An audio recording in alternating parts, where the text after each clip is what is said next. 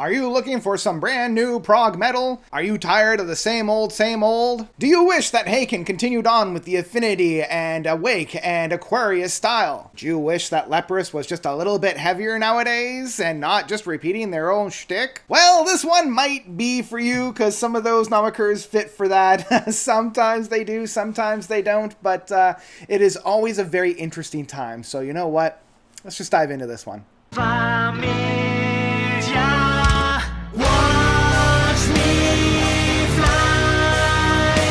Disconnection by Initial Conditions. So Initial Condition is a brand new band putting out their first album. This is their debut. They got their start around the 2016 era, and the band is comprised of Lucas on vocals, John on drums, Simon on keyboards, Dennis on guitars, and Max on bass. And like, these guys are hungry and young and scrappy and ready to really make a statement. If you have been craving some really good, like, modern progressive metal in the same vein as, say, like a Haken, a Native Construct, No Spoon, Parius behind me here, like that kind of symphonic metal, then you're going to love this record. But take that with a little bit of a grain of salt, because the same thing that I've been noticing with a lot of bands, Parius, No Spoon, and all those, there's less of an emphasis on experimentation, on revolutionizing, and more in taking what has already been put down and really just playing in that landscape. And there's absolutely nothing wrong with that.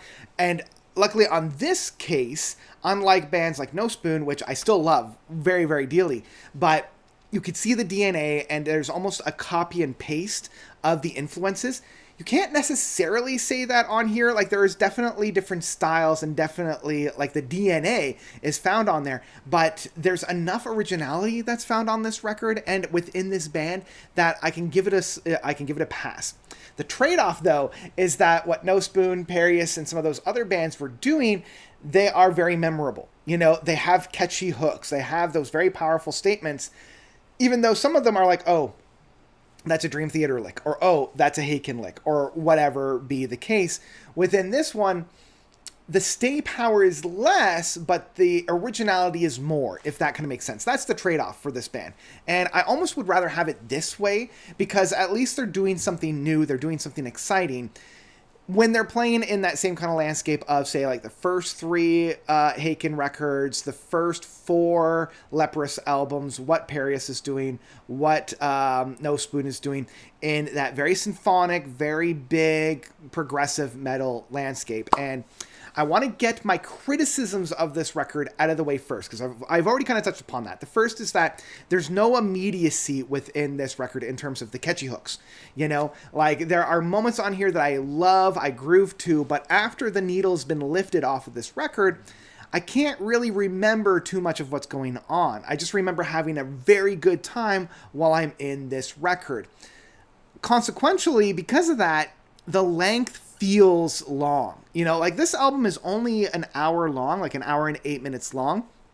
It feels like it's an 80-minute album, you know, and that does suffer a little bit, you know, like an album that is almost twice as long feels like it goes by quicker because you have those touchstones, you have those moments of being remembered of where they are. So in that case, as much as I love this record, it's blemished, you know, it's got the flaws within it. I feel as if they had maybe reworked some of these tracks so that, you know, maybe 2 or 3 was in a single track and it was able to be, like, blossomed out. For example, if you had taken the tracks like Pale, Light, Sleep, Whisper, and Shock Therapy, and instead of it being a 6-minute, a 2.5-minute, and almost a 9-minute track, maybe made one track that was 12 minutes, we could have had something a little bit more of a stay power statement on that case.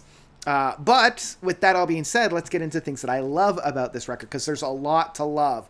The first track of Afraid of Clowns opens this album up beautifully. You know, we're introduced to what we're getting involved with within this record, and almost within the first, like, 5 seconds, you know whether or not you're going to love this record. And I knew right away that I was going to love this record, and I knew that I was going to be along for the ride. And it really rewarded me for that. You know, the entire length of this track had the build-ups, it had the payoffs, It had those really crunchy crescendos that I really particularly love about those tracks, and it paid off very well. I already kind of mentioned that I wish that some of those smaller tracks kind of had a little bit more of a punch, but Emergency Case and Backwards, the second and third track, still do a great job of carrying the music forward. You know, you've got the chuggy guitars. I love the keyboard work that's found on here. It provides not only padding, but also the center stage solo work that I really particularly love and enjoy within this style of music. And the final track of Disconnection, being the title track and the 20-minute epic, floored me. You know, it's once again, I'm proving why I love this style of music. I love the big grand statements that this album gives me.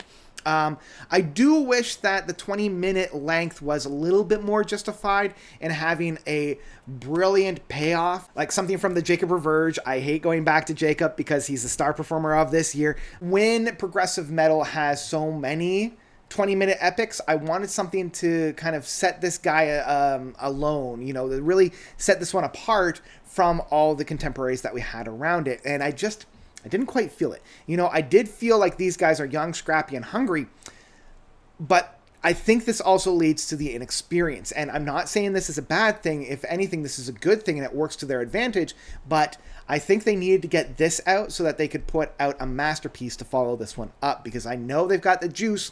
I know they've got the talent. They've showcased it on here. They're showing us that they're not just a Haken clone band. They're not just a Dream Theater clone band. They're taking the ideas and the influences from the past to create something very unique and very special in the now.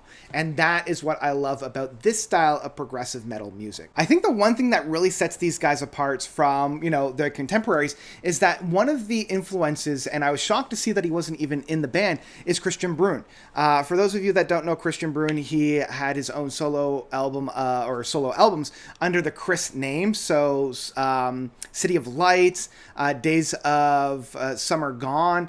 He had a Christmas album as well, but he also did the Black Codex, which is a brilliant progressive rock statement. If you haven't listened to the Black Codex, I highly urge you to do so. And he also did this whole Inventions thing, which was really great. And so they kind of took his method of singing styles as well as song construction and infused it within the progressive metal landscape of bands like Haken, of Leprous, of Parius, and all those other ones. So it provided such a unique playing style, and again, that's one of the things that I particularly loved about this record. In the end, Disconnection as a whole was still a fantastic time. I found myself coming back to this record time and time again. I always found new things hidden in the nooks and crannies of this record, which is something that I love about this style of progressive metal frameworks.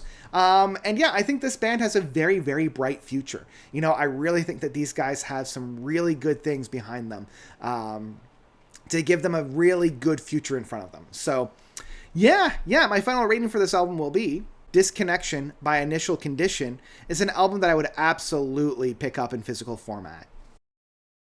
Great record. This one definitely, once again, gets the note seal of approval. We've had 3 albums back to back to give the note seal of approval, and that's rare. I mean, this is showcasing